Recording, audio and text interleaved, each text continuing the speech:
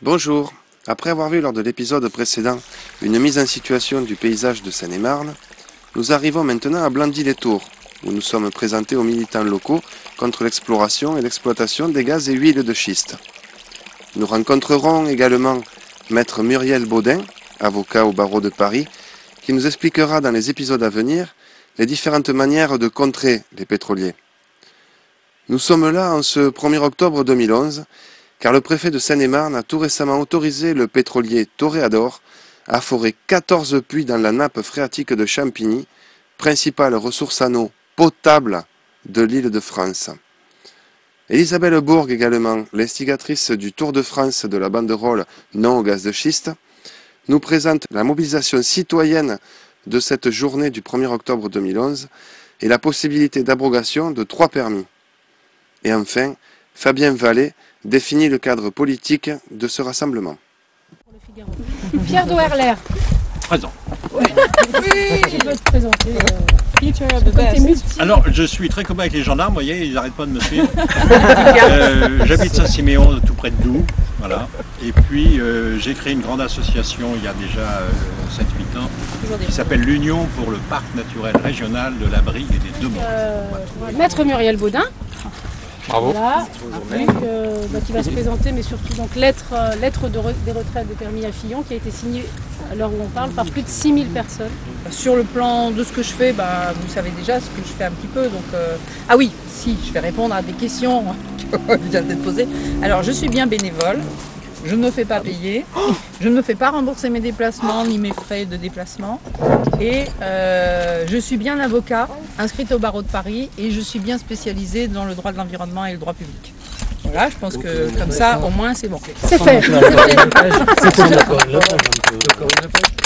Comme Corinne Lepage, oui. Sauf que Corinne Lepage, elle est présidente d'un mouvement politique, qu'elle est prise en charge et qu'elle est députée européenne, et qu'elle a des sous pour faire face.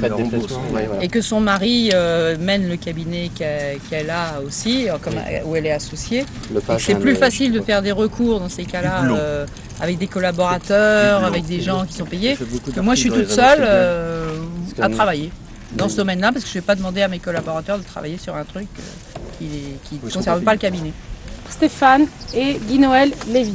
Du collectif 92.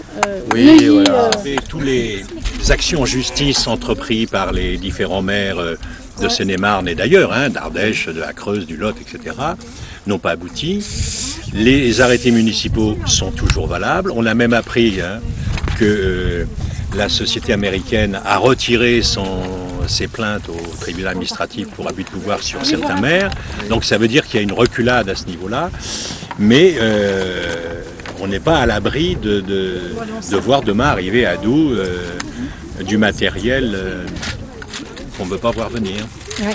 Alors on était très inquiets et c'est pour ça qu'aujourd'hui on se réunit, parce que le préfet a autorisé la société Toréador à faire 14 points de contrôle de notre eau. Alors on se dit, pourquoi confier ça à un pétrolier? Pourquoi faire? En plus on a des instances nationales dont c'est le métier, dont c'est la compétence, ils peuvent très bien le faire. Voilà, alors c'est vraiment une entourloupette, une grosse embrouille de dire, ils vont simplement faire des trous pour tâter la température. Voilà. Donc c'était pour vous dire qu'il y a des gens qui se sont mobilisés et de toute la France, pour venir nous soutenir en Seine-et-Marne. En ce jour aujourd'hui où on apprend certainement que des permis sur le sud français vont être abrogés, mais il y a des grands oubliés de ces permis d'abrogation, parce que nous on demande le retrait de tous les permis, ni ici ni ailleurs, ni en France, ni à l'international. Voilà, il y a des oubliés, c'est la Seine-et-Marne, et l'Ain, parce qu'il y a des travaux troubles, suspects, donc sur votre département, et c'est aussi et avant tout pour ça qu'on est réunis aujourd'hui. Merci. On sait qu'il y a des gens qui défendent cette cause et d'autres qui aussi, de façon opportuniste, se présentent à des fins électorales. Donc il y a aussi cette contrainte-là et cette notion qu'il faut avoir en tête. Cependant, nous, on est en relation avec des élus, des responsables départementaux, régionaux et des gens qui sont au Sénat et qui restent mobilisés sur la question. Donc le but de cette manifestation aujourd'hui, de ce rassemblement, c'est de l'information et de faire un point de situation sur l'exploration et l'exploitation des gaz de schiste en France et particulièrement en Seine-et-Marne.